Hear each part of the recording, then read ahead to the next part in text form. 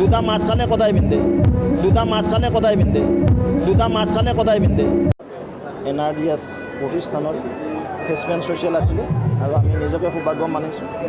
এই বিদ্যালয়ৰ ফ্ৰেছমেন ছ'চিয়েলত উপস্থিত থাকিবলৈ পাই আৰু মোৰ সৈতে উপস্থিত আছিল আমাৰ BTC ৰণেন নাৰ্জাৰী ডাঙৰীয়া আৰু খুব ভাল লাগিল আমাৰ ছাত্ৰ ছাত্ৰীসকলে বৰ ধুনীয়াকৈ এই নৱাগত আধুনিক সভাখনত উপস্থিত থাকি তেওঁলোকৰ সোণালী ভৱিষ্যত ৰচনা কৰাৰ কাৰণে এই বিদ্যালয়ত যিদৰে পঢ়িছে মই আশা কৰিছোঁ শুভেচ্ছা দিছোঁ তেওঁলোকৰ এই ভৱিষ্যত সোণোৱালী হওক ভাল মানৱ সম্পদ সৃষ্টি হওক তাকে কামনা কৰিছোঁ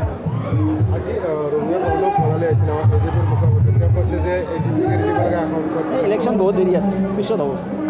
এতিয়া হোৱা নাই বাই ইলেকশ্যন আছে নহয় উপনিৰ্বাচন দিওঁ হোৱা নহয় আমি ভাবিছোঁ নৱেম্বৰ মাহত হ'ব পাৰে পূজাৰ পিছত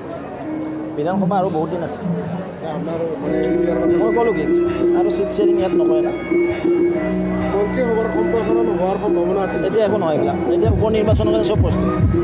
আৰু মই এইবিলাকতো আইনে জানিব লটো এজ পাৰ ল প্ৰচিড কৰিব বুজিছেনে কোন আছে কোন নাই যিহেতু মুখ্যমন্ত্ৰী ডাঙৰীয়া কৈছে যে চুমি বৰাক ৰেহাই দিয়া নহ'ব আৰু এইবিলাক মানুহক ধৰক প্ৰবঞ্চন কৰিব নাপায় মই মানুহবিলাকক আহ্বান জনাম পইচাৰ নামত মানুহ কিয় ইমান বলীয়া হৈ গৈছে য'তে ত'তে কিয় পইচা পায় ইমান ৰিলায়েবল চ'ৰ্চ আছে ৰিজাৰ্ভ বেংকত থ'ব লাগে ষ্টেট বেংকত থ'ব লাগে বীমা কোম্পানীত থ'ব লাগে এইবিলাক বদমাচি ধান্দাত গ'লে মানুহ এনেকুৱা দখা হয় মানে too much is very bad দুটা মাছ খালে কদাই পিন্ধে 4-5 দিন হৈ গ'ল আৰক্ষীয়ে আপ্ৰাণ চেষ্টা আত্মচ ট্ৰাই কৰি আছে আৰু মই ভাবোঁ অতি শীঘ্ৰে জালত পৰিব আৰক্ষী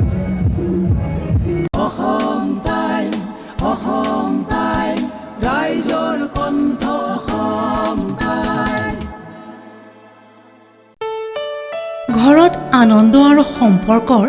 চমক বজাই ৰাখিবলৈ জৰুৰী হৈছে সকলো আনন্দময় মুহূৰ্তত মৰমৰ উপহাৰ দিয়াটো সেইবাবে মধুশ্ৰী জুৱেলাৰ্ছে আনিছে সকলো ৰঙীন ক্ষণৰ বাবে বিশেষ গহনা হীৰাৰে হওক সোণৰে হওক বা ৰূপৰে হওক শ্ৰেষ্ঠ ডিজাইনছ আৰু হলমাৰ্কযুক্ত গহনাই ৰাখে সম্পৰ্কক নিখুঁত তেনেহ'লে আজিয়ে আনক আনন্দ মধুশ্ৰী জুৱেলাৰ্ছৰ সৈতে যোগাযোগ কৰক 7028000341 নাইবা ভিজিট কৰক LNB ৰোড নলবাৰী অসম